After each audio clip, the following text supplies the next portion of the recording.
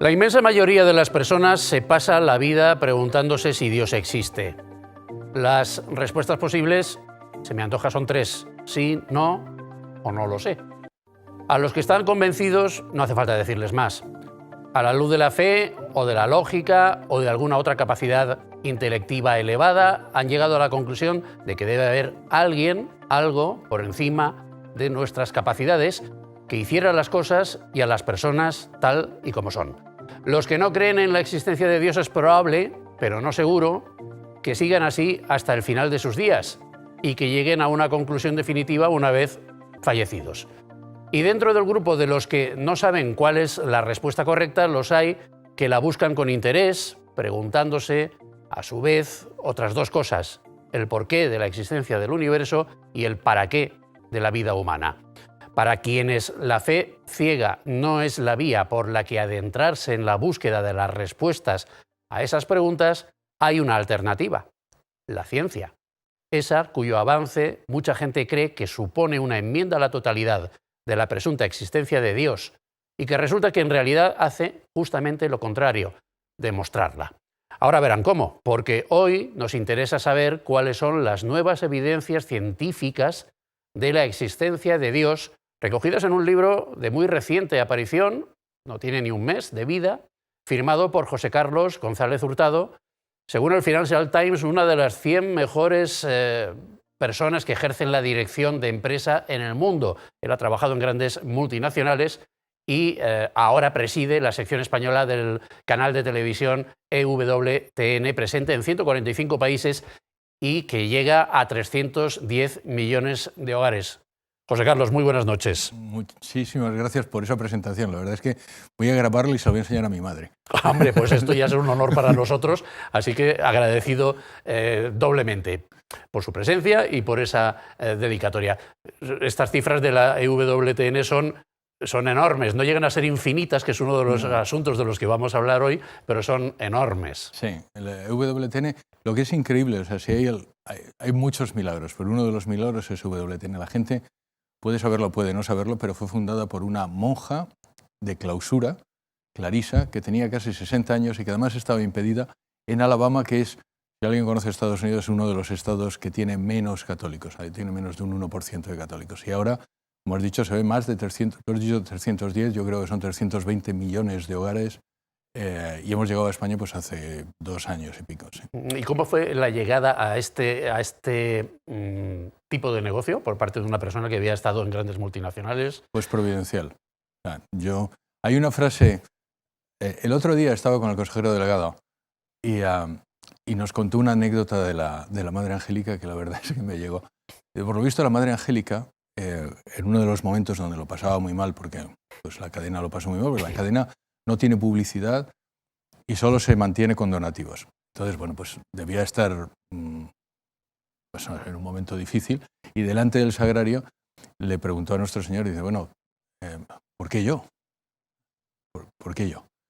Y la respuesta que recibió dice, Angélica, tú no fuiste la primera a la que llamé. Llamé a otras muchas personas. Tú fuiste la primera que contestaste que sí. Y hay muchas veces, Vicente, que yo también digo, ¿y por qué yo? Porque realmente he llegado a este negocio por casualidad. O sea, como tú dices, mi trayectoria profesional es en otra cosa. Tengo que decir que yo soy el presidente de la fundación de EWTN y de la asociación. Es pro bono, quiero decir, no, ninguno de los miembros de la fundación, ninguno de los patronos cobramos por ello. Y el objetivo es evangelizar, o en nuestro caso de España, reevangelizar España. Yo, desde luego, de lo que sé de la biografía del señor González Hurtado, hay dos cosas que me llaman especialmente la atención. Una, ese salto del tipo de negocio en el que se ha desenvuelto durante toda la vida. Además, ha viajado por muchísimos países, como también tendremos oportunidad de comentar. Y dos, la autoría de este libro, del que vamos a hablar hoy profusamente, que demuestra o que recoge una serie de evidencias científicas para demostrar la existencia de Dios, y que no es un libro de religión. No, es un libro de ciencia. Y es muy importante decirlo porque... Y es un libro además escrito para todo el mundo. Estaba en una reunión antes de ayer, entonces estábamos hablando del libro y venía un abogado muy conocido y dijo, José Carlos, ¿esto es para mí? Digo, absolutamente, es para todo el mundo. Es para personas que son científicas y para personas que no son científicas. Y es un libro de divulgación científica. Y no es de religión porque porque aunque la ciencia lleva necesariamente a Dios, de lo que realmente estamos hablando es de un Dios creador, de lo que nosotros llamamos Dios Padre. Si quieres, los católicos creemos, yo hago el resumen ejecutivo de nuestra fe, que me perdonen los teólogos, pero si tuviera que hacer un resumen ejecutivo para ponerle una slide de PowerPoint, creemos tres cosas. Dios existe, Jesucristo es Dios y la Iglesia Católica es aquella que fundó Jesucristo. Esto trata solo de la primera de esas cosas. Aquí es a donde se puede llegar con la razón y se puede llegar con la ciencia. Por cierto, no es solo que lo diga yo y se demuestre en este libro, sino que ya lo dice también en la propia Iglesia, en el Vaticano I, dice a la existencia de Dios se puede llegar solo por la razón. Y Santo Tomás también decía lo mismo. Y hay muchísimos científicos que se han convertido exclusivamente por los nuevos descubrimientos de la ciencia en la última generación. Pero no se supone que la ciencia venía a desmontar a la religión, que la religión era un cuento chino, en fin, que el Génesis, por ejemplo, el primer libro de la Biblia, era una historieta para nenes, y ahora ya resulta que la religión se ha cambiado de bando. Perdón, que la ciencia se ha cambiado de bando y ahora es aliada de la religión. Mira, eso es un mito, y como todos los mitos son falsos, y como muchos mitos yo creo que es interesado. La ciencia siempre ha llevado a Dios. De hecho, hay que recordar que la ciencia como la conocemos en Occidente, fue inventada, fundada por religiosos. Las universidades han sido fundadas por gente religiosa. Pero en lo que es en los últimos 50 años, la cosmología, la física, la biología, la química, las matemáticas imponen la idea de Dios.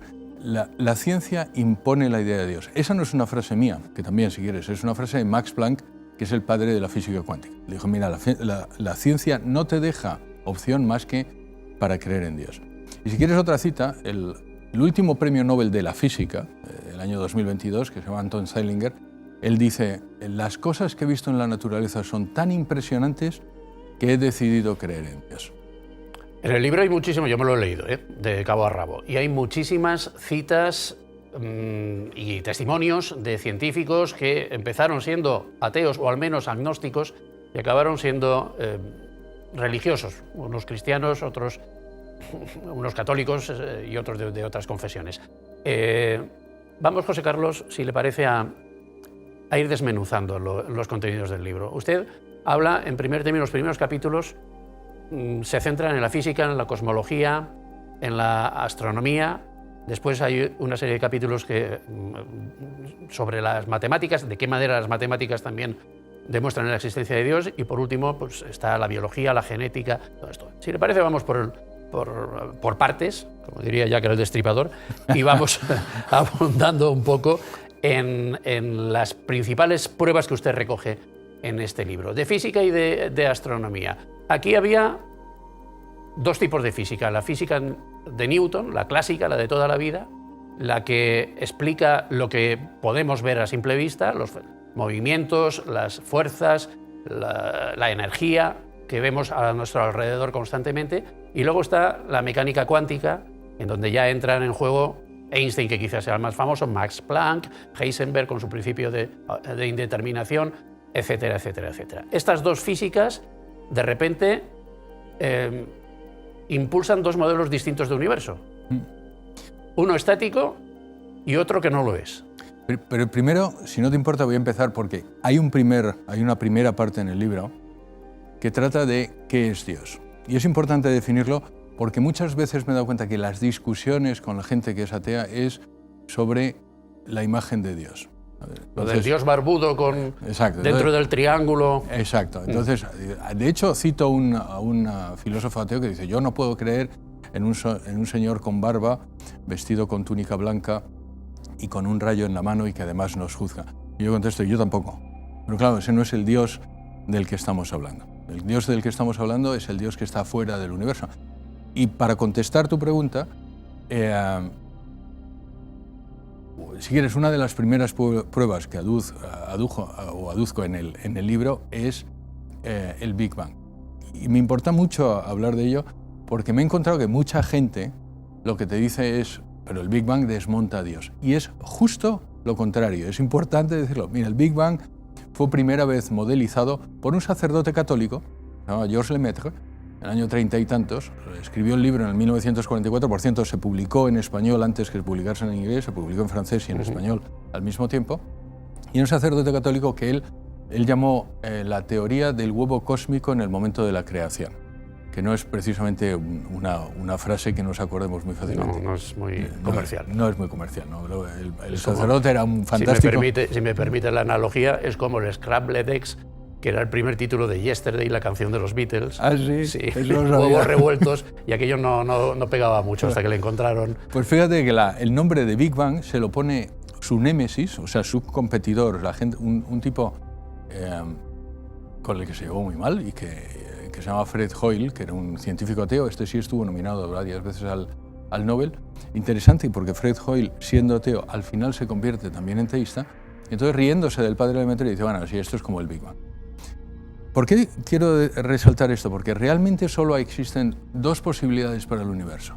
O bien se creó y tuvo un principio, y por cierto tendrá un final, que es lo que ahora sabemos que es así, y absolutamente fuera de toda duda, o bien es lo que se llama el universo en estado estacionario, es decir, el universo que no tiene un principio y no tiene un final. Y ahora pensemos, si tú crees, o si usted cree en el universo de estado estacionario, pues podría no necesitar a Dios.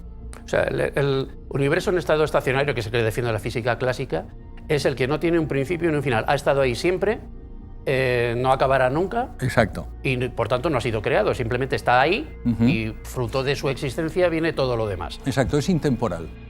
Eso realmente no es un problema para los teístas. Los teístas son las personas que tienen algún tipo de sentimiento religioso. Exacto. ¿no? Los teístas son los que creemos que Dios creador existe. Y luego, dentro de los teístas, eres religioso si practicas una religión revelada. Y es justo lo contrario del ateo, ¿vale? Entonces, un universo en estado estacionario, pues oye, al ateo le vale y al teísta también le vale. Pero claro, un universo que haya sido creado, un universo que tenga un principio, como dijo el padre Lemaitre, y además ahora se sabe que el universo tiene 13.700 millones de años, eso sí pone un problema para los ateos. De hecho, cuando el padre Lemaitre propone esta teoría, se echan encima de él todos los físicos ateos, empezando por Fred Hoyle, todos los físicos ateos, a reírse de él. Dice, sí, claro, usted lo que pasa es que es un cura y tiene que creer en Dios, pero esto no es ciencia. Mira tú por dónde, 20 y tantos años después se demuestra que es cierto y luego se ha demostrado sucesivamente que es cierto. Pero pensemos, si el universo tiene un principio, hace 13.700 millones de años, ¿qué es lo que creó el universo? Pero además no solo eso. De acuerdo con Einstein y con la teoría de Einstein y también con la del padre Lemaitre, no solo que el universo, es decir, todo lo creado, toda la materia tuviera un principio, sino el tiempo también se creó en ese momento. Que es algo difícil casi de entender, porque vamos a ver, el tiempo, sí, no había tiempo. El tiempo es una magnitud física, es exactamente igual que pues, tu corbata o la mía. Entonces, el tiempo también se estira, el tiempo... Pero es la cuarta dimensión, ¿no? Está largo, alto, ancho... Exacto, y la cuarta dimensión... Y la cuarta dimensión, el tiempo. Cualquier cosa en el espacio físico se puede definir por esas 4 dimensiones. Es decir, tú estás en este momento, esta longitud, latitud y altura, y además en este momento. Bien, pues el tiempo se crea también en ese momento, 13.700 millones de años. ¿Qué es lo que nos compele a creer? Pues que hay una entidad, vamos a no llamarle Dios por un momento, que fuera de todo lo material, puesto que lo material se crea en ese momento, todo lo material se crea en ese momento, fuera del tiempo, es una entidad que es atemporal, que no es material, que es inteligente porque, como también demuestra en el libro, toda la creación podría haber sido caótica, o sea, decía Einstein, dice, lo que no tenemos es derecho a esperar el orden que estamos observando. Es algo sorprendente que el universo sea ordenado.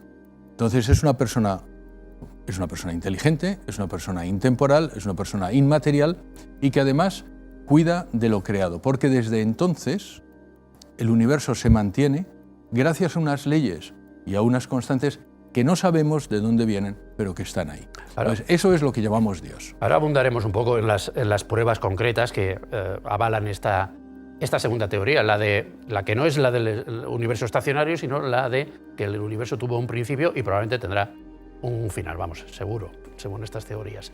Es decir, estamos hablando ya del Big Bang. El Big Bang, claro, la física tiene ciertos mecanismos que ya apuntaban a que esto podría llegar a ser la teoría definitiva sobre la creación del universo. Por ejemplo, la entropía, la muerte térmica del universo, segundo principio de termodinámica. Vamos a ver si conseguimos explicar esto lo suficientemente bien para las personas que tengan la física y la química un poco lejanas en su biografía, en su currículum de estudiantes hace ya algunos años. Ese segundo principio de la termodinámica, que está comúnmente, universalmente aceptado desde hace ya muchísimo tiempo, demuestra que el desorden del universo va en aumento, siempre en aumento. O se queda igual o aumenta, pero no puede bajar. La entropía es una magnitud física que se escribe con la letra S, S mayúscula, y tiene que ser siempre mayor o igual que cero, el crecimiento de entropía. Esto es más o menos lo que nos dice el principio el segundo principio de la termodinámica. Exactamente así. La segunda ley de la termodinámica dice que la entropía aumenta salvo que se meta energía dentro del sistema y entonces se fuerce a ordenarlo. Esto es como la habitación de mi hija, que o lo ordenas o va en aumento el desorden. Y la entropía es exactamente eso, es la medida del desorden en un sistema. Hay un señor que se llamaba Boltzmann, que era católico y que es el que define por primera vez la segunda ley de la termodinámica y dice, bueno, pues la entropía en el universo va siempre en aumento, entonces el desorden va siempre en aumento. Pero claro, esto también tiene como consecuencia que el universo se terminará. Y lo mismo que le pasó al padre Lemaitre más tarde, al señor Boltzmann antes, todos los ateos se le echaron encima porque dijeron... Pero perdón, José Carlos, el universo terminará, como ya adelantábamos, y como demuestra la segunda ley de la termodinámica, porque al final el nivel de desorden va a ser tal que eso lo podemos asimilar a la palabra caos, por ejemplo. Porque realmente toda la energía se disipará, de tal forma que las estrellas dejarán de formarse, los agujeros negros serán más grandes, la materia oscura será más grande y no habrá energía en el sistema. La entropía lo suelo definir así para que la gente se acuerde. Sí. La entropía es lo que viene a decir la segunda ley de la termodinámica, que parece muy sofisticada, es que las cosas en física pasan en una dirección. Y que no además pueden volver atrás. Pueden volver atrás siempre que se aplique una fuerza o una energía fuera. Desde fuera.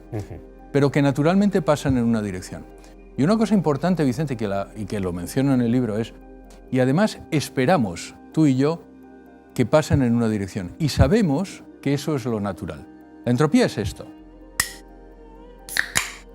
En el momento en que he abierto esta lata, la presión de la lata se ha igualado con la de fuera, no la de fuera con la de la lata. Cuando una persona sale con una taza de café a una terraza fría, lo que ocurre es que la taza de café se enfría, no que la terraza se caliente. Eso es la entropía, la cosa pasa en una dirección. Hay otro ejemplo que demuestra que además lo esperamos. Imagínate una tabla de billar. Imagínate que las bolas de billar salen de las esquinas y se juntan en el centro. Todas las bolas de billar americano, las 15 que hay. Como si le diéramos marcha atrás a la película, ¿no? Exacto. Pero inmediatamente sabes que está dándose marcha atrás. Pero lo cierto es que físicamente podría pasar lo contrario. Físicamente podría ser que las 15 bolas salieran de los lados, se juntaran en el centro y justo la bola blanca saliera... Como posibilidad teórica es cierta. Pero lo que sabemos es que una vez que vemos eso es que está marchándose hacia atrás. El universo, la física pasa en una dirección. Y nosotros además naturalmente lo esperamos. ¿Vale? Eso es la entropía. ¿Qué significa para nosotros? Pues significa eso, que el universo terminará. Hay una cita, si no te importa, ¿puedo hacerlo? Claro que sí. Hay una cita que demuestra que esto demuestra la existencia de Dios. Pero lo demuestra porque está dicho por un ateo.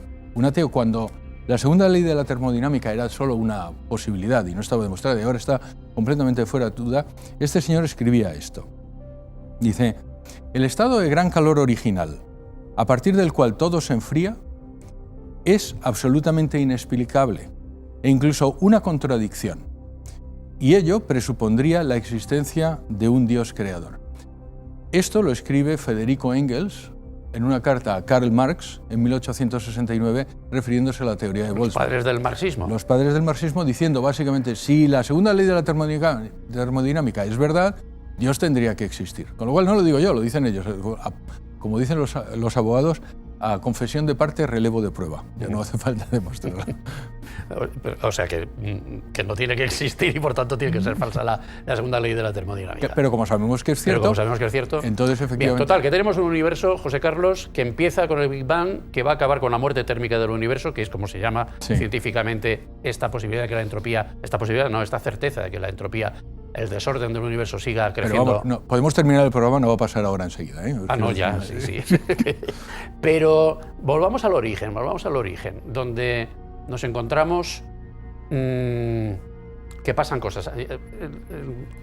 En la literatura científica barata de los últimos años, la pregunta parece que era ¿qué pasaba antes del Big Bang? ¿Qué pasó en el microsegundo anterior al Big Bang? ¿Eso tiene sentido? ¿Plantearnos qué pasó antes de que pasara algo? La respuesta rápida es no. Esto es como si me preguntaras qué hay al norte del Polo Norte. No, porque el tiempo se creó en el momento. El tiempo apareció en ese momento. Y es interesante esa pregunta porque el primero, y para sorpresa de muchos, y además esto es bastante citado, el primero que se dio cuenta de esto fue San Agustín, en el siglo IV, y decía,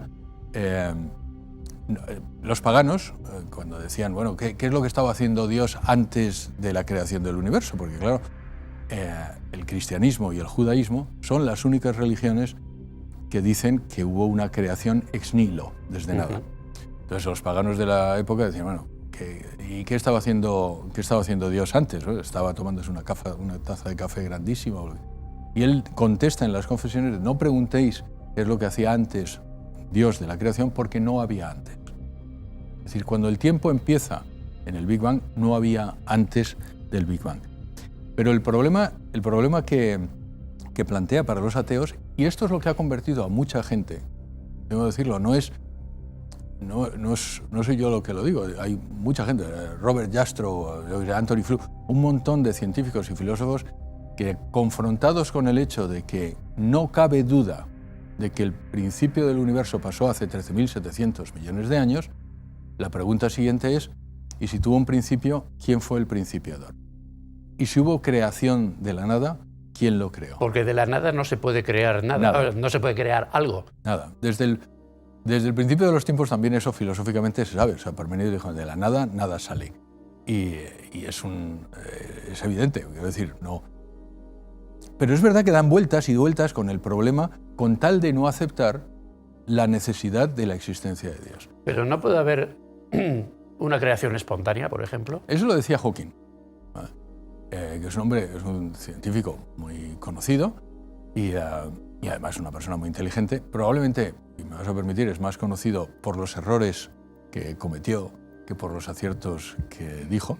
Entonces él en un momento dice, no, pues esto ha habido creación de la nada. Esto es, como hay ley de la gravedad, entonces todo se creó por la ley de la gravedad. En el libro recojo estas manifestaciones y luego las reacciones de otros científicos cuando él dijo esto. ¿Pero qué tiene que ver? O sea, por la ley de la gravedad, que es lo que hace que si tiramos un objeto caiga, porque hay una atracción de la Tierra sobre ese objeto y la masa de la Tierra es mucho mayor que la del objeto, si no sería al revés, que la Tierra se subiría donde estuviera ese objeto.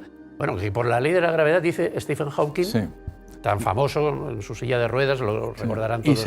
Y se rieron de él, lamentablemente, o no se rieron, pero vamos, mucha gente, pues hay un científico inglés que dice, una estupidez, lo dice con poca caridad, una estupidez es una estupidez, incluso se lo dice un físico notorio. Varios premios, Penrose, sin ir más lejos, es un premio Nobel que escribió con él. Lo que es gracioso además también, Vicente, es que Hawking es uno de los que definió al principio uno de los teoremas que se llaman Hawking-Penrose, que demuestran la necesidad de un principio. Penrose, que es el premio Nobel que recibió en el año 2020 por eso y por otras cosas, dice, el señor Hawking está muy equivocado y además quizá debería ser menos soberbio. Pero normalmente los científicos suelen convencerse unos a otros, ¿no? Sí, pero en este caso, la verdad es que la tontería, si me permite, será tan grande porque, claro, vamos a pensar, no hace falta ser premio Nobel para decir, bueno, si la ley de la gravedad es la que creó todo, ¿quién creó la ley de la gravedad? Claro. Primera cosa. Y segundo, la ley de la gravedad no es más que la observación de una situación. No, la ley no existe como fuera de la observación. Es decir, la gravedad ocurre. Pero ¿qué es lo que creó la gravedad? ¿Cómo puede haber un universo que no exista y sin embargo la ley de la gravedad sí? Realmente el problema de Hawking y otros muchos científicos, te puedo decir ahora otro, que se me ocurre, Francis Crick, que es que cuando están confrontados con la necesidad de la existencia de Dios, cualquier cosa les vale. Decía Chesterton que el problema de la gente que no cree en Dios no es que crean otra cosa, sino que creen en cualquier cosa. Entonces, de Francis Crick hablaremos después cuando hablemos de biología y genética. Es uno de los creadores, bueno, uno de los supuestos, una de las personas a las que se adjudicó la autoría de la doble hélice del ADN, ¿no? Sí, aunque hubo ahí robo intelectual también. Hubo un robo intelectual, y lo digo en el libro, sí. Y además, aunque solo sea para establecer la verdad. El señor Francis Crick era una... perdón, ahora, en un mundo en donde no se dice una persona es buena o una persona es mala, era una mala persona. Vaya. Era una mala persona, robó la idea y las fotografías de una científica que trabajaba para él y otro que trabajaba para ella. Ni siquiera las mencionó cuando publicó los papers que le llevaron al premio Nobel, y no lo mencionó nunca, pero se sabe ahora que efectivamente aquello fue un robo intelectual. Aparte, el señor Francis Crick era un racista, se sabe por las cartas que tiene, a favor de la eugenesia, es decir, de la selección no natural.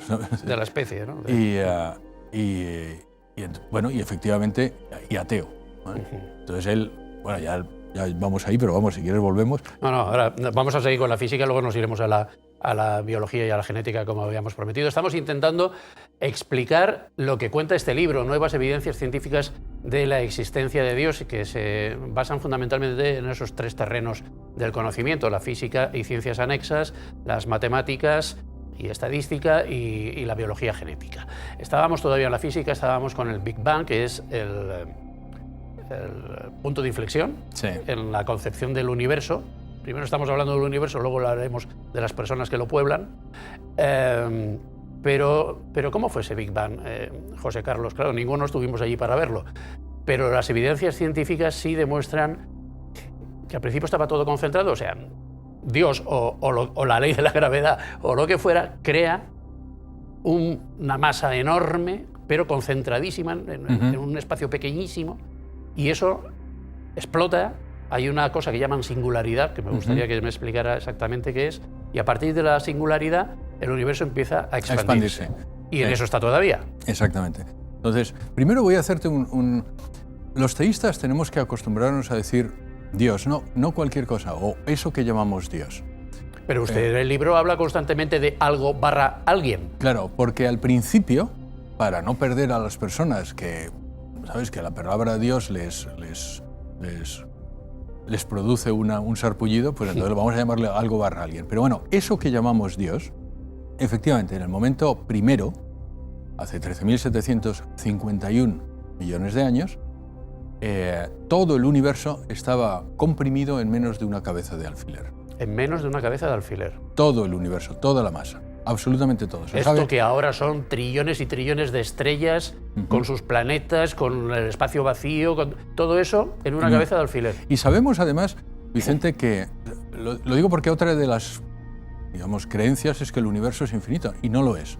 El universo se sabe cuánto tiene 10 elevado a 53 kilogramos de masa, se sabe... 10 elevado a 53 es un 1 y 53 ceros, ¿no? Es 10, sí, 10, exacto, o sea, un 1 y 53 ceros, de kilogramos de masa. Se sabe que el 5%, el 4 tantos por ciento es visible, luego está la materia oscura y esto es la energía oscura. Y eso es lo que hay, o sea, dicho en Román Paladino, no hay más cera que lo que arde. Eso es el universo.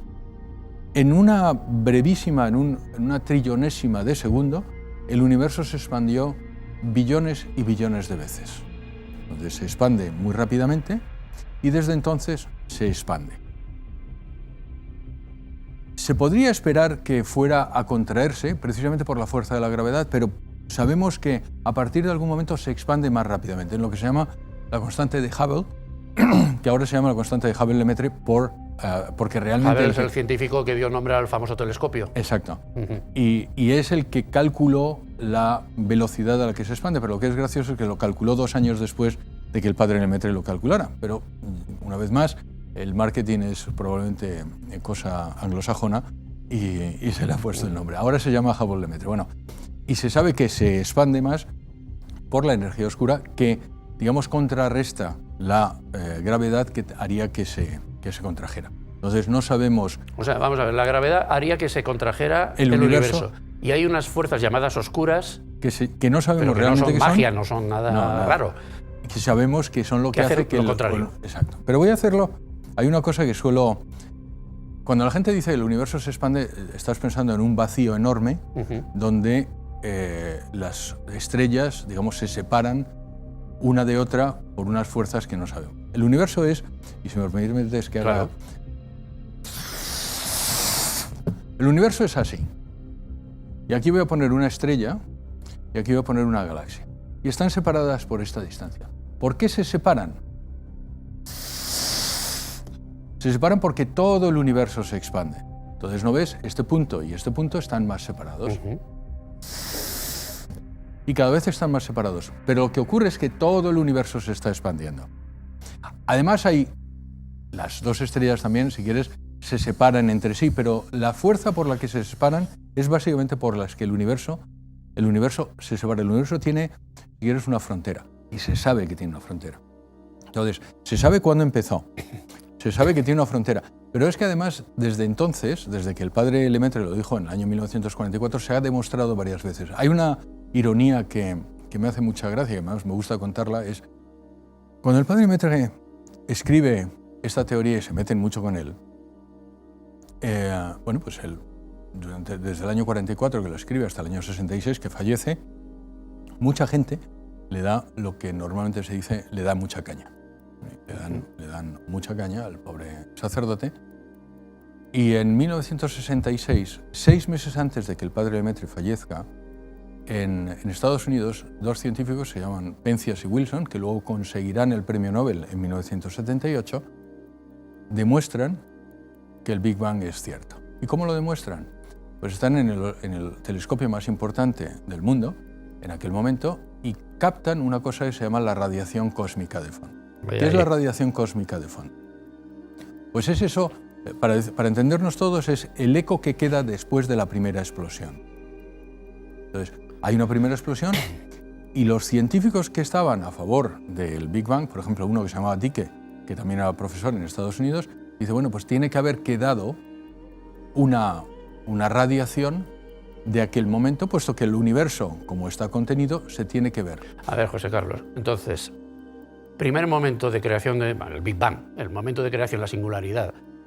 Aquello... La singularidad es, como me has preguntado antes, ese momento, el momento en que empieza... Que, por cierto, creo que la demostró Hawking. En los teoremas... Tan descreído que era y al final acabó demostrando la singularidad. Exactamente, los teoremas de singularidad son de Penrose-Hawking, que son los que te he dicho, y teóricamente lo demostró Hawking. Vale, pues tenemos ese momento violento de explosión, de creación del universo, y entonces ahí sale despedida masa, energía y radiación, que es parte de... Todo. Vale, y una de esas... Vamos a llamarle rayos. Una de esas emisiones de energía, imaginémonos un rayo. ¿Esa es la radiación cósmica de fondo? La radiación cósmica de fondo ¿Es la que nos va a servir para demostrar todo lo demás? Sí. Si te acuerdas de las televisiones analógicas de antes, cuando poníamos y se venía... Sí. Bueno, pues parte de ese... es la radiación cósmica de fondo. Todas las televisiones son capaces de captar parte de ese... Y es en todo el mundo porque se llama lo que llaman anisotrópica, es decir, que se coge desde todos los lados. Claro, si se cogiera de un lado, si solo se pudiera... enfocado. Claro, estaría... bueno, pues eso es que ha habido una supernova y entonces estoy captando la radiación de la supernova. Pero cuando se sabe, y son 3 grados Kelvin, que es de todos lados, que es lo que demostraron Penzias y Wilson, y que los sorprendió, pues entonces dicen, anda, pues realmente lo que ocurre es que esto es lo que queda de el eco de aquel momento. Lo que es también interesante es que estos señores que lo descubren en 1966, como te he dicho, lo publican 6 meses antes de que el padre Lemaitre fallezca, con lo cual el padre Lemaitre se va a la tumba sabiendo que su teoría ha sido confirmada. Y para más ironía, uno de los dos, Penzias o Wilson, era discípulo de Fred Hoyle, ¿te acuerdas? Aquel que dijo que era como la némesis del padre Lemaitre. Entonces ellos realmente no creían en el Big Bang, ellos creían en el universo en estado estacionario y cuando ven eso empiezan a preguntarse, oye, esto no puede ser, ¿será que ha habido una explosión atómica? Y es verdad, primero miraron, oye, ha habido una explosión atómica, pues no es esto. Miraron hasta, y permíteme, pues esto es histórico, las cagaditas de las palomas en la gran antena. Dijeron, esto es las cagaditas de la paloma en la gran antena y es lo que crea esa distorsión. Pues no, señor, limpiaron la antena y la distorsión seguía. Y es en ese momento, y desde entonces se ha demostrado otras muchas veces. Esto fue en 1964, tengo entendido, con una gran antena que había en Estados Unidos, no sé para qué, para amplificar señales de radio, supongo, sí, captarlas y analizarlas. Después, yo tengo aquí unas notas de tu libro. En 1983, un satélite soviético confirma la existencia de esta radiación. En 1989, un satélite americano también la confirma. Y en 2010 otro satélite estadounidense cartografía la radiación cósmica de fondo. Exacto, el primero es el Relict 1, que es el soviético, que fue mandado precisamente para intentar demostrar que no. Porque los soviéticos entonces eran los ateos por excelencia, sí, ¿no? Y de hecho ateo por excelencia. Es una de las cosas que también hay que decir. Con permiso de Albania. Hay otro señor que se llama Friedman, que normalmente se menciona en Lemaitre, que también llega a la misma conclusión que Lemaitre, que es que ha habido un principio. Este señor Friedman estaba entonces en Leningrado y bueno, pues llegando a la misma conclusión lo publica. Lo que le ocurre al señor Friedman y a su mujer es que lo envenenan cuando estaba viniendo de su viaje de bodas. Y con él, todos aquellos científicos que trabajaban con él en la Unión Soviética, esto hay que recordarlo, y porque parece que no, pero todos ellos... No importa cuándo oiga usted esto, ¿no? Sí. Como dicen los chistes. Exacto. La tradición del envenenamiento en Rusia el soviético es muy antiguo. Pero es porque básicamente lo que ellos decían es el Big Bang es la teoría creacionista que reta al materialismo soviético. José Carlos, nos vamos a ir enseguida a publicidad y cambiaremos de disciplina, nos adentraremos en matemáticas, biología genética, pero antes, una de las alternativas que los no partidarios, los detractores del Big Bang, exponen es la de los multiversos. Puede haber un José Carlos aquí, otro José Carlos en Marte, otro José Carlos en la galaxia X29, y todos esos José Carlos existen al mismo tiempo, y eso demostraría que no existe Dios. Es muy interesante porque es lo que yo le llamo... En pocas palabras. Sí, el último escape de los ateos. En primer lugar, lo que hay que decir es que un universo o muchos universos necesitan haber sido creados. Me da lo mismo que haya uno o muchos, vale, ¿y quién creó los muchos? Claro, el problema sería el mismo multiplicado por n. Exacto. Pero segundo, la teoría de los multiversos, y no lo digo yo, también está en el libro escrito por muchos, Paul Davies, el mismo Penrose, Polkinghorne, no es científica. Hay que decirlo, es una teoría acientífica. Vamos a ver, yo creo en la inmortalidad del alma, pero eso no puede ser demostrado ni puede ser falseado. Eso no es una teoría científica. Las teorías científicas son aquellas que pueden ser rebatidas. Exactamente. No solo demostradas, sino también rebatidas. Es el principio de falsabilidad que dijo Karl Popper. Desde entonces se sabe que la teoría de los multiversos... Porque ¿qué es lo que dice la teoría de los multiversos? Que hay muchos universos paralelos de los que no sabemos nada y no vamos a saber nada porque no hay ninguna conexión. También hay que decir que esa teoría fue creada por un señor que se llamaba John Everett III, que era ateo, y entonces tenía un problema muy grande, o sea, de qué es lo que va a pasar conmigo cuando yo fallezca. Y murió a los 51 años, alcoholizado, drogado y además con una vida realmente triste, y pensando que, bueno, que él reaparecería en otro multiverso. Es decir, necesitaba una cataplasma psicológica para cuando yo muera, ¿qué es lo que va a pasar? Claro, es que es eso, estas teorías no se pueden ni confirmar ni desmentir. Es como viene en el libro también, el ejemplo no es mío, si a la Mona Lisa nos planteáramos qué estaba pensando en el momento que estaba siendo pintada por Leonardo, pues especularemos sobre eso, pero no lo podemos demostrar ni en un sentido ni en el contrario. Bueno, y eso no es ciencia. Esto es trampa. Polkinghorne decía, los multiversos no son física, son metafísica. Tiene razón, es una teoría que además es un escapismo, ¿vale? Pero en cualquier caso, además, incluso si fuera cierta, que no lo es, no hace más que multiplicar el problema, porque si quien creó un universo es Dios, quien creó muchos universos, pues Dios. Bueno, yo no sé quién creó la publicidad, pero el caso es que hay que ir a ella y enseguida volvemos en este formato especial de Nos interesa saber, hoy solo con un invitado, pero vaya invitado y vaya tema. las pruebas científicas de la existencia de Dios.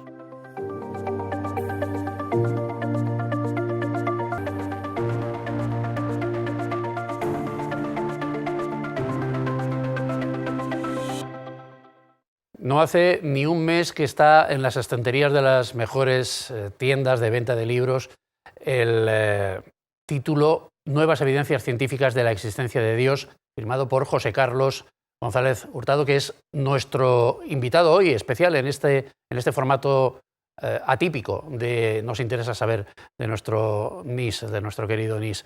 Un libro en el que, como explicábamos al principio, la primera parte se centra especialmente en demostrar que Dios creó el universo, pero hay una parte también, José Carlos, en la que se intenta demostrar, yo creo que se consigue en buena medida, que Dios también creó a las personas que habitan en parte de ese universo. Porque el universo podía ser inhabitable o podía ser antrópico, creo que se le llama, ¿no? Sí. Se le conoce como cuando permite la vida. Y para que permita la vida, tienen que darse un montón de circunstancias, todas a la vez y todas en el sentido correcto, que permitan que esa vida exista. Es decir, es como un gran... Usted lo plantea en el libro con la analogía de las loterías, las quinielas, los bonolotos, los no sé qué, todos tocándote a la vez durante no sé cuantísimo tiempo. Y si eso se produce así, entonces hay vida, y si no, no hay vida. Vamos a intentar explicar eso un poquito mejor. Vamos a pensar, primero, venga, si a su vecino le tocara la lotería todos los días, pensaríamos naturalmente que está haciendo trampa. ¿Ha pasado con algún alcalde de aquí? Eso no ha pasado. Bueno, pues si al alcalde... Y además con lógica. Pero si además te tocara la lotería, las quinielas, como tú has dicho, la bonoloto, todos los días, con toda seguridad estamos haciendo trampa. Y lo que es gracioso es que esa conclusión, que además es perfectamente racional, es exactamente la misma conclusión que tenemos con el universo antrópico. El universo antrópico significa un universo que permite la vida del ser humano, pero que permite la vida, ¿vale? Entonces, hay, y yo lo menciono en el libro, hay como 200 variables que tienen que ser exactamente las que son para que permitir, Vicente, que tú y que yo estemos aquí. Y aquí voy a hacer una reflexión, si quieres, un poco religiosa, fuera de lo que es el libro. Hay solo dos formas de pensarnos. Solo dos formas de pensar.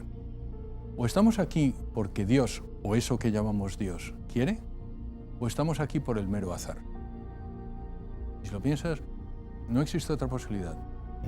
Y yo también propongo que eso además tiene consecuencias muy graves y muy importantes para el resto de tu vida. Yo, que me sé hijo de Dios, lo primero que hago es dar gracias por estar aquí. Porque las posibilidades de que yo no estuviera aquí son inmensamente mayores que las posibilidades de que yo esté aquí. Hace más de 13.700 millones de años, eso que llamamos Dios pensó en mí y quiso que yo estuviera. En el momento en que Él no quiera, yo dejaré de existir. Y si yo puedo decir la siguiente palabra, es porque Él quiere. Pero eso, que es una reflexión de un creyente, sí, está fundamentada en unos principios científicos que son de verdad de asombro. O sea, te voy a dar dos ejemplos, ¿vale? Te voy a dar dos ejemplos. Mira, el mismo Penrose que hemos hablado antes, sí, calculó cuál era la entropía que era necesaria para tener un universo antrópico. La entropía, recuerden, ese grado de desorden del universo que los físicos llaman o representan con la letra S mayúscula. Entonces él dijo, vamos a ver, ¿cómo es posible que tengamos un universo que esté ordenado cuando lo lógico era esperar una cosa distinta? Que es también lo que dijo Einstein. Y calculó cuántos números de lotería había ahí fuera y tenemos el número de lotería premiado. Y entonces dijo, bueno, ¿cuántos bariones hay en el universo? 10 elevado a 80. ¿Qué son los bariones? Pues es los protones y los electrones, para decir la unidad mínima, ¿vale? ¿Cuál es la entropía del barión? 10 elevado a 43. 10 elevado a 43, un 1 y 43 ceros. Sí, y el otro es fíjese, la de millones de millones. 1 con 80 ceros. Con 80 ceros. Y entonces dice, vamos a ver, la entropía realmente es, calculando los espacios de fase, es el logaritmo. Entonces, al final, ¿cuáles son el número de números que se han repartido? 10 al factorial de 10 al factorial de 123. Este es un número, Vicente, que es imposible de comprender. Bueno, es que no hay un ordenador que sea manera. capaz de poner tantos ceros. Y te voy a ponerlo de una forma gráfica. Tenemos el número de lotería que nos ha tocado entre, imagínate todo el universo, todos los planetas, las estrellas. Descompónlo en átomos. Cada átomo dale un cero. Pues ese número tiene más ceros que todos esos átomos cero. Y eso nos ha hecho, y esa es la posibilidad que teníamos de tener el universo que tenemos solo con una de las variables. Otra variable, la constante gravitacional. La constante gravitacional... G mayúscula. Sí, exacto. Una que, fíjate que Einstein en un momento la mete dentro de sus ecuaciones para intentar que el universo sea en estado estacionario y luego se da cuenta y él dice, este ha sido el mayor error de mi vida. Otra ironía, luego... O sea, él seguía defendiendo el universo estacionario, el que no tenía Big Bang, exacto. Pero cuando se da cuenta de que eso no es así, dice, uy, algo me he equivocado, le meto una constante G y así lo arreglo. Exacto. Y luego se dio cuenta que también estaba mal calculada la G esa. Entonces él va a una visita que hace con Hubble, Hubble le muestra que el universo se expande y dice, este es el mayor error de mi vida. Entonces lo quita, pero lo que es gracioso es que sí existe y está afinada con 120 dígitos, es decir, coges 0, 120 ceros y luego hay un 1, 2. Nadie en física piensa que esa constante ha sido por casualidad. Y esos son solo dos de las más de 200 variables que hacen que tú y yo estemos aquí. Pero es que lo de las constantes es tremendo, porque todo el mundo que haya estudiado un poquito de física sabe que hay constantes por todos lados. En cualquier fórmula hay una constante. Yo qué sé, x igual a no sé qué, más la constante correspondiente. Hay unas cuantas y solo con que alguna de ellas hubiera variado en un decimal de esos que van detrás de 120 ceros, no estaríamos aquí. No. Y además no se sabe, para los físicos, solo que lo que yo llamo en negocios, hay que tener cuidado con el papel pintado. ¿Qué es el papel pintado? Eso que ves todo el rato y que al final no te llama la atención, pero que está allí y que además hace que cambie. Entonces el papel pintado para los físicos son las constantes y las leyes. Hay una anécdota que Turok, que es un científico muy famoso, que le dice, ¿qué es lo que hace que los electrones sigan las órbitas? No lo sabemos. Sabemos que lo siguen, sabemos que te voy a poner la velocidad de la luz es 300.000 kilómetros por segundo. Si no fuera 300.000 kilómetros por segundo, tú y yo no estaríamos aquí, pero claro. no hay nada que fuerce que la luz tenga que ir a esa velocidad. Podría ser variable, podría ser otra velocidad. Y sin embargo es eso, las leyes y las constantes no se deducen, no pasa como en la matemática, se observan.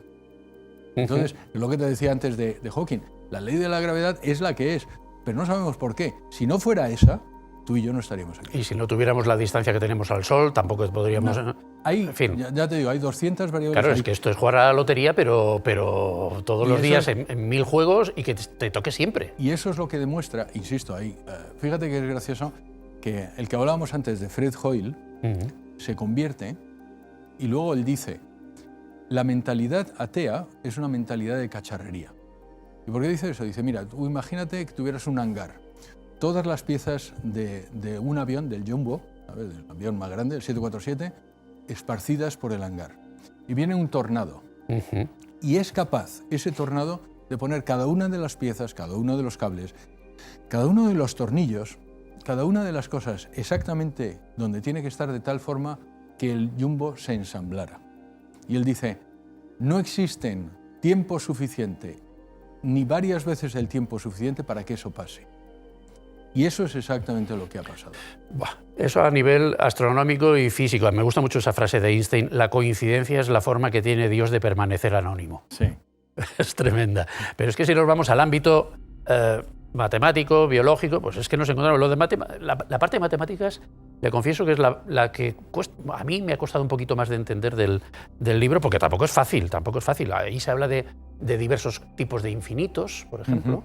Hay lo mismo que hace el Big Bang en física, hay una demostración en matemáticas que se llama la negación de los infinitos actuales de Hilbert, que es uno de los matemáticos más importantes de toda la historia, probablemente uno de los más importantes del siglo pasado, que él demuestra que un infinito actual no puede existir, el tiempo sería un infinito actual si fuera infinito, por lo tanto no puede existir. Desde un punto de vista matemático, el universo también tiene un principio. Eso es lo que demuestra la negación de los infinitos actuales. Es verdad que que es la parte probablemente más árida, porque la gente tiene probablemente menos, o hemos estudiado menos matemática. Sí, sí.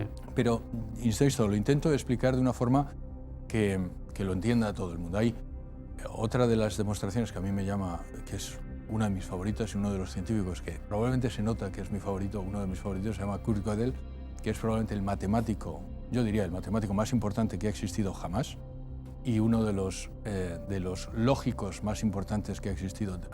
Decía Neumann que era el lógico más importante después de Aristóteles, era un tipo austríaco. También me gusta decirlo porque mi mujer es austríaca, entonces digo, bueno, pues, pues sí, hay que hacer patria, hay que quedar bien. Obviamente. El caso es que este señor, que era uno de los mejores amigos, o quizá el mejor amigo de Einstein en Princeton, él se escapa también de Alemania, él es cristiano, pero se escapa de Alemania nazi, y formula lo que se llaman los teoremas de incompletitud. Y los teoremas de incompletitud vienen a demostrar desde la matemática que Dios necesariamente existe. Y hay unas cartas que menciono de él a su madre, que son muy graciosas porque su madre está falleciendo, y le pregunta a su hijo, dice, ¿y tú crees que hay una vida después de la vida? Y Gödel a su madre diciendo, madre, porque la naturaleza es como es, y empieza a explicar, naturalmente tiene que haber vida después de la vida. José Carlos, ¿qué es eso de que hay, según unos un 67% y otros un 95% de probabilidades de que Dios exista? Eso es otra parte de la parte de las matemáticas, que es, hago la probabilidad bayesiana de la existencia de Dios. Entonces, el 67% está cogido de un libro que se llama ¿Cuál es la probabilidad de Dios?, de un tipo que se llama Stephen Unwin, que es muy gracioso porque la probabilidad bayesiana es lo que se utiliza digamos, en las empresas, fíjate, para la medición de riesgos. Y son unas fórmulas que son probabilidades a posteriori, vamos a decirlo de una forma sencilla. Entonces, naturalmente, depende de cuáles son las a prioris que pongas, tienes un resultado u otro. El señor Unwin llega a la conclusión de que hay un 67% de la existencia de Dios. Yo cojo las mismas fórmulas, simplemente cambio lo que yo creo que es lógico, utilizando sus mismos parámetros, y llego a más de un 95%, que creo que es lo que has dicho.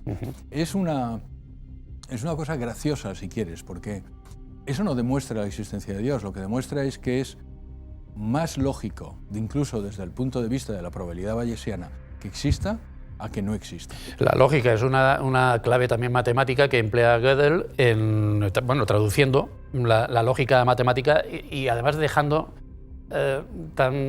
tan pulida su teoría que después llegan los ordenadores y lo comprueban y lo demuestran. Sí. Además. Eso es hay dos cosas de Gödel que menciono. Uno son los teoremas de incompletitud, de los que he hablado y que los podemos hablar si quieres, y otro es la demostración, si quieres, el argumento ontológico de San Anselmo. El argumento ontológico de San Anselmo para los filósofos ha sido poco utilizado, se utilizan más las 5 vías de Santo Tomás, pero es muy elegante el argumento ontológico de San Anselmo. Lo que hace Gödel es, él mecaniza ese argumento, porque Gödel escribe un lenguaje matemático, él inventa un lenguaje matemático de tal forma que cualquier sentencia, cualquier frase, se pueda poner en formulación matemática. Coge el argumento ontológico de San Anselmo, lo pone en formulación matemática y entonces, mientras él vivía hasta el año 70, lo pasa con amigos en Princeton y es como un divertimento. ¿Qué es lo que ha pasado? En el año 2020, creo, o por ahí, unos señores en Viena, se llama, uno que era Paleo, otro es Wensmüller, cogen eso mismo, lo remecanizan y lo ponen en un ordenador. Y lo hacen por el tamiz de esto tiene consistencia interna, lógica y veracidad. Y llega a la conclusión de que sí, tiene consistencia interna, es lógico y es veraz. Dicho de otra forma, el argumento ontológico de San Anselmo, recreado por Gödel, ha sido comprobado como cierto por los ordenadores. A ver, lo que decía San Anselmo es, si Dios existe en la mente pero no en la realidad, imaginemos otro que además exista, entonces no existe nada mayor que Dios, por tanto, si existe en la mente, existe en la realidad. Lo que vi, exacto, pero vamos a decirlo de una forma fácil es, venga. Puesto que la existencia es un bien, siempre podemos creer en alguien que tenga el bien de la existencia. Dicho de otra forma, que si creemos en un ser supremo, ese ser supremo necesariamente tendría que tener la existencia, porque si no tuviera la existencia, siempre podríamos concebir uno mayor que tuviera la existencia. Pues Carlos, vamos a la biología y a la genética. ¿La teoría de la evolución de Darwin demuestra la existencia de Dios o todo lo contrario? Ni una cosa ni otra. La Lo primero que digo es la teoría de la evolución se ha utilizado muchas veces contra los cristianos, contra los teístas, como si eso demostrara la no existencia de Dios. Y no es así. Contraponiéndolo sobre todo con el Génesis, ¿no? Sí, porque, ¿sabes qué pasa? Que esto no lo menciono en el libro, pero desde el campo protestante hubo algunos autores que calcularon la existencia de la Tierra en 7.000 años. No sé cómo lo calcularon, pero basándose en el Génesis llegaron a 7.000 años. Todo el mundo sabía que aquello no era verdad, pero digamos dentro del campo protestante era una teoría bastante popular en el momento en que Darwin escribe su libro. El caso es que lo contraponen y entonces del lado protestante, hay que recordar que una de las diferencias entre los católicos y los protestantes es que los protestantes solo, o los luteranos por decirlo así, solo creen en la Biblia. Hay una tendencia a la lectura literal. Son más rigoristas a la hora de interpretar. La lectura literal de la Biblia. La Biblia. Los católicos también creemos en la tradición y creemos en el magisterio como formas en que Dios nos habla, si quieres, vamos a decirlo de una forma así. Espero que un teólogo no me desdiga.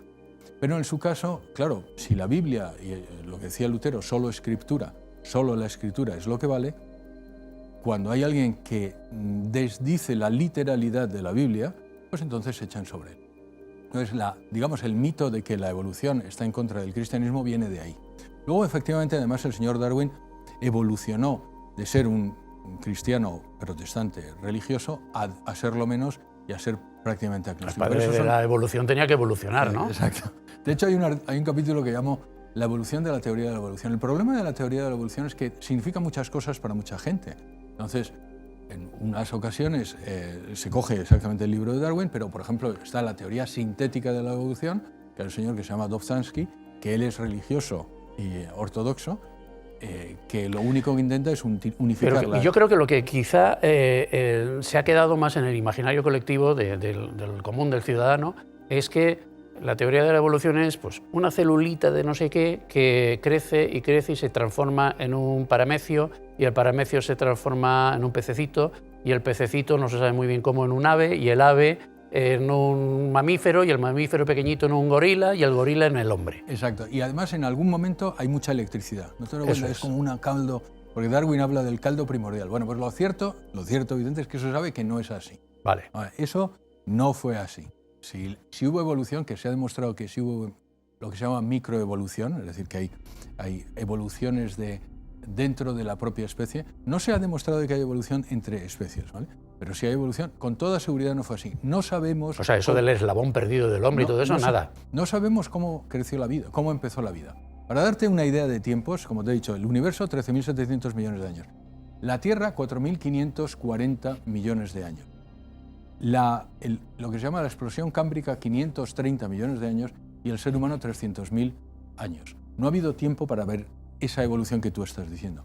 Pero es que además se ha intentado, y esto también es importante decirlo, en los años 70 del siglo pasado, un señor que se llama Miller, con otro que se llamaba Urey, hizo eso mismo. Cogió la sopa primordial, metió determinados elementos químicos, puso electricidad y esperó que saliera metano, amoníaco, hidrógeno, ¿no? Y no salió nada. Nada, salió aminoácidos que no sí, pero no salió vida. Y se ha vuelto a intentar y no salió nada. Tanto se ha intentado y no se ha conseguido nada, pero ni siquiera cerca que se ha completamente abandonado.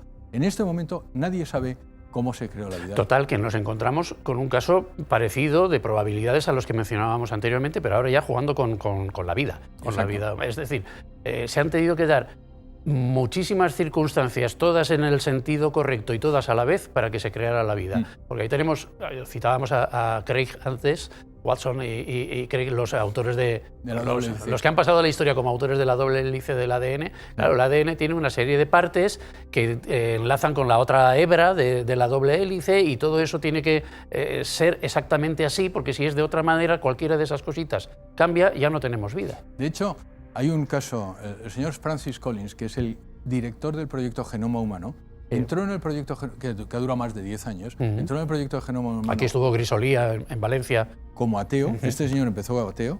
A mitad del proyecto se hace teísta y al final del proyecto él es cristiano y ahora está, digamos, en el Consejo Asesor del Papa.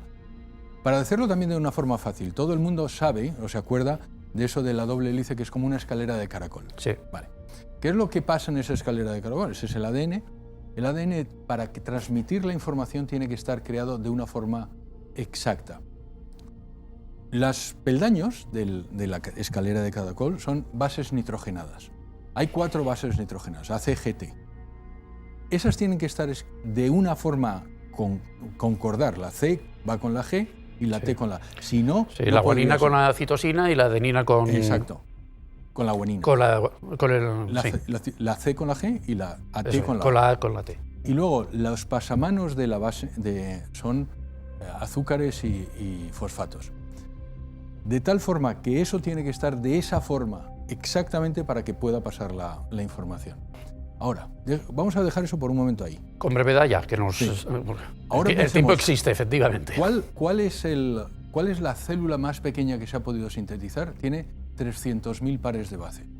Es decir, solo para la célula más pequeña, mucho más pequeña que cualquiera que tú tengas, que tienes 3.100.000 y pico bases, la posibilidad de que eso haya sido por casualidad creada de esa forma es 1 entre 4 elevado a 300.000. Es decir, no es posible.